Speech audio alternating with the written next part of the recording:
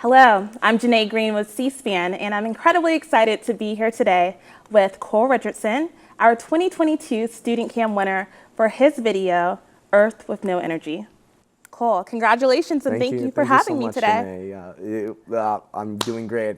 How are you? I'm great, thank you. So tell me a little bit about your documentary, Earth with No Energy, about climate change and renewable energy.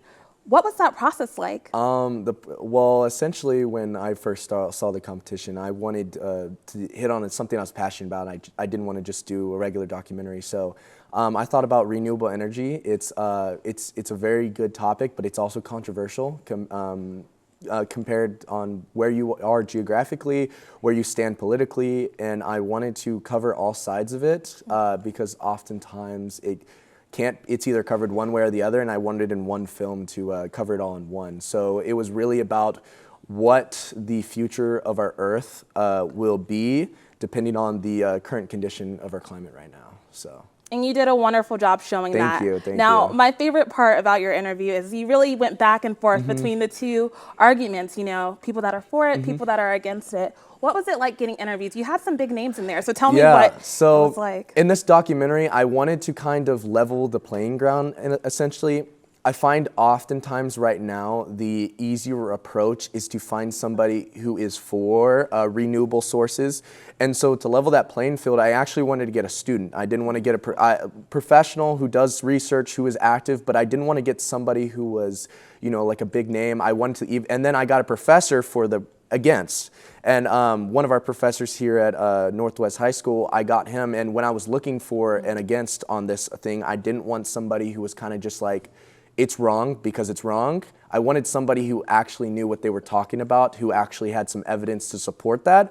And so when I was looking for candidates, I was really looking for to level the playing field so it was an even conversation, because oftentimes I feel like people misunderstand how much knowledge a student can have. And so I leveled that, and then when I was doing it, I wanted a control. I wanted somebody in the middle to be able to talk about the evil level playing field. So I actually went to my local government and got our mayor to come, and I landed an interview with him. I wanted him to talk more objectively on the subject, and not only what it's like locally, because there's a lot of things that are local that you don't think about, but also what, from a government point of view, what nationally, since you're educated in politics, what is it like, and what can we do? What power do we actually have? What power does the government have? And so I really wanted to find that control, and I think my interview with the mayor, which was about 2-hour interview that I cut down into about 6 minutes worth of footage, went really well, and he's a great guy, so it ended up being really good film with all the great interviews I got from them. Yeah, your interviews were wonderful, and it's interesting, though they had different viewpoints, they all agreed on certain key things. You know, there needs to be a financial gain for us to switch to renewable energy. And I love how the mayor, he pointed out that oftentimes people are asking the government to make these changes, but the government may not have the highest approval rating. So are there other places that we can reach out to lead the conversation on energy? What do you think about that? I think it can be taken a lot of different ways. It's like, and hitting on that point before, it's like we all agree on the solution, we just don't agree the way to get there. So it's like we all agree that we want our Earth to remain. We all agree that we want our Earth to be in good condition. We just don't all agree on the path to get there. And I think that's what the interesting approach showed, was we have all these different point of views, but at the end of the day, if you can see, we're all saying the exact same thing. We're just taking a different destination to that. And so when the mayor said that, and he was talking about how the government doesn't have the highest approval rating, they're one of the slowest organizations in America, which is true. He talked about how, like, why are we looking to them? Which I think is right in a point. I think that it's up to we as the people. I mean, that's what our government stands for. I also think there's a level of responsibility the government owns in power, and I think that we do have to act on it. I don't necessarily think it's a certain person who's going to act on it. I think it's, as a collective, we need to come together, party, people, organization of nonprofits, people, government, all come together, agree on solution that will not only help us, not necessarily financially, like we want to gain something out of helping, but we also need to drop a level of our, not selfishness, but we also need to get to an agreement that finding a solution isn't necessarily going to be the best gain. We may gain something from it. We may gain it financially, morally, maybe it supports one party more than the other. But I think at the end of the day, we all have to kind of drop that window and say, hey, is it progressive for us? Maybe a little bit. I hope it is if we find that solution. But we're probably going to take a loss, because at the end of the day, if our climate doesn't fix itself and our earth is not sustainable anymore, regardless of what side the political party you're on or what you believe in, if we don't have an earth to live on, then we're all at a loss. So yeah. Well, thank you for describing that. And you talk about some of the challenges, reaching out to people, editing a 2-hour-long video down to a few minutes. So without further ado, I think it's time that we go ahead and watch your documentary. Right. Why don't you introduce it for us? Ladies and gentlemen, welcome to The Earth with No Energy. Enjoy. Enjoy. When it comes to dealing with the issue of climate change, by fracking. Bill Nye, the science. And the way it's going to change our life and these days it seems that that's relevant, and that we have these heat waves coming very rapidly from diseases from one of the western states. more on climate, we would have had these. Are reducing climate change here on Earth, and it's happening now on larger and larger scales.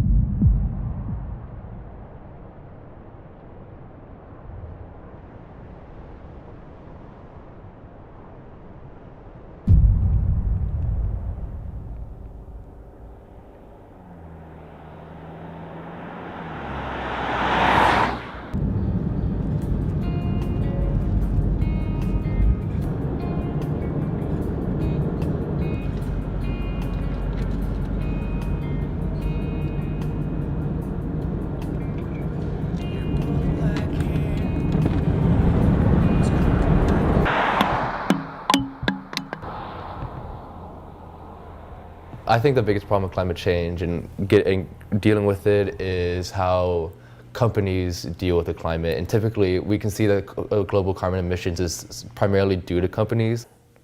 I've been around 57 years. And yeah, I know climate changes, but I haven't seen, like I said, I've been outdoors my whole life too.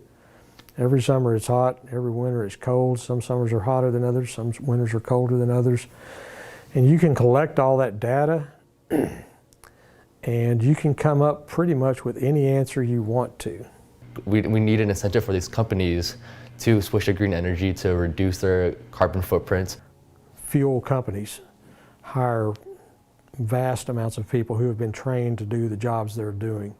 So in order to shut that industry down, you're going to lose trillions and trillions of dollars, not just in income for those companies, but in income for those people, because those people are going to have to go to work in some renewable energy company, which is possible, but now you've got to spend time retraining everybody, getting people in a different mindset. People who are used to driving automobiles that use gas are going to have to get used to driving automobiles on electricity. And just shutting down an industry is devastating.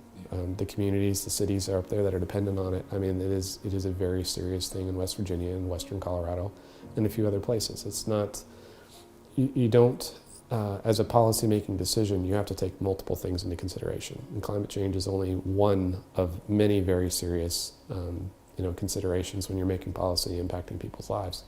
Yes, it needs to be a transition, because like many things, we can't just stop fossil fuels because, again, it will cut people out of jobs. It will massively harm our energy production. So we need to it needs to be a transition away from, which is what we need to start now. Because if in the future, in 10 years, if we still are over relying on him, then we have to cold turkey, and then that's when you have economic collapses. You need to start the transition now. Renewables are a wonderful thing. There are pros and cons with them. The pros are they're cleaner. The cons are they're riskier. We saw a little bit of that from the storm last year, where wind turbines froze. Now, there's a lot of reasons for that. Natural gas lines froze too, so it hit both sides of the coin. That was a sustainability and a risk management issue, more than an issue of renewables versus not. We don't benefit from it at all right now, and that's what people are going to want in order to really move over. They got to see, again, sure, we want a clean climate and we want all this, but people are driven by right now money. If a corporate entity refuses to switch over to green energy, it realistically is our responsibility to strike them, or like try to make sure they aren't as profitable as they were before. Try to make it so that them staying on a carbon footprint isn't profitable for them anymore, because that's the reason why they're staying there. They're staying there because it's profitable. Many of these corporations won't change unless they see a dip in their bottom line. So we as humans and we as a society need to boycott them if our government's not going to do anything about it. Sure, we can cut back on pollution, and we've done a tremendous job of that. As far as our automobiles are concerned and stuff like that, they put out very little pollution, and yet the politician continues to tell us that there's a climate change problem and we need to fix it. What the government can do, I talked about this earlier, you need to put a carbon tax. You need to have incentives for these companies to switch over to renewable energies. You can't have a money incentive. Like, your only thing can't be a money incentive, because if it's a money incentive, most companies are going to stay in fossil fuels because that's what worked for them for so far. But you also need to have environmental, you need to implement policies. Like, you need to implement, like, you need to do this, or we're going to like financially stipend you. Like, we're going to like put quotas on you if you don't switch over to renewable energies. The government is the least trusted institution that we interact with. If you just look at their poll numbers, why do you want the government to do that versus some other entity? Nonprofits are usually very well regarded. Companies with good brand names are usually highly regarded, maybe above average. But Congress always falls at the bottom of the least trusted institutions. So if that institution who is least trusted is being asked to do things that a bare majority of the country wants, what success can we possibly have? So are they the right ones to be trying to get things done?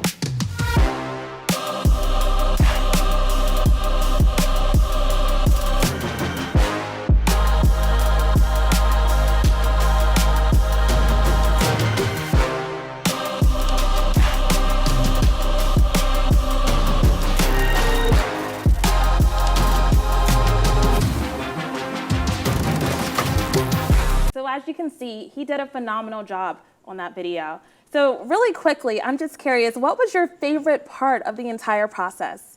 My favorite part, I guess it's kind of the most obvious part, was the ending result. When I was looking through these interviews, which all of them were at least an hour, and the mayor one was 2 hours, you know, it was all kind of cool going through these interviews, taking notes, what points I want to hit, because there's so many different points you could hit on this topic, but I wanted, you know, not only did we have the time crunch that I need to be aware of in the competition, but also the fact that you don't want to get too far off path, because then your retention may be a little low. So it was kind of awesome going through these different interviews, taking notes, and kind of realizing that what I mentioned earlier, that man, we have these people probably from two different political parties. We have a mayor saying this, we have a student saying this, and we have an adult who believes a certain way, who is very educated, a professor that's saying this. And at the end of the day, like, we all are kind of saying the same thing, and it doesn't matter what we look like, where we're from, what we believe in. We're all saying the exact same thing, and it doesn't really matter about how educated you are, how educated you're not, what profession you're in and stuff. We're all saying the exact same thing, and it's kind of a beautiful thing. You know, how it's kind of obvious how we all want the exact same solution, and it's just going to take something to get us to realize that as not only a nation but a world. So absolutely. And the way that you laid that out, your filmmaking, your editing, the way you did your interviews, it really showed and brought it together. Thank you. And it allowed you to win honorable mention in this competition. So a little bit about the CSPAN competition. I will say it's a competition that we do at CSPAN nationwide. We had 3,000 students from across the country who competed this year. It came from 41 different states, Washington, D.C., Morocco, South Korea. And so to have you right here in Justin, Texas, winning is a huge accomplishment. So Cole, congratulations. Thank you so much. On behalf of C-SPAN Thank for you. your honorable mention win in our documentary competition. Thank you so much. Great job. Now, really quickly, $250, that's a big deal. Please tell us, what are you going to do with the money?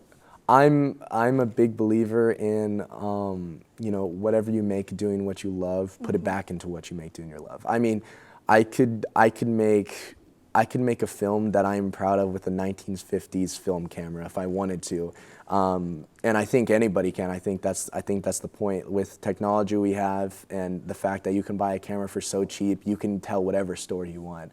I just think at some point, if not necessarily taking seriously, but you want to make a level production to where it'll further your career, I think you need to start I think eventually you need to start investing more in higher quality production and stuff like that. So it's like, I always think the stories will be there. I just think I need to get films up to production standards. So I'm going to be reinvesting that into, it could be equipment, could be a project. I'm working on a project right now too.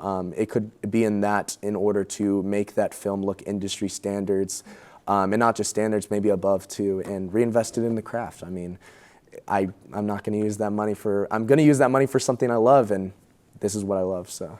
Well, we're so glad, and I hope that you continue to do what you love. Thank you. Reinvest that money, and I can't wait to see what comes in the future. Thank you so much. From you. So on behalf of C-SPAN, on behalf of Spectrum and everyone here, we want to thank you for joining us, tell you congratulations for competing in this year's StudentCam competition.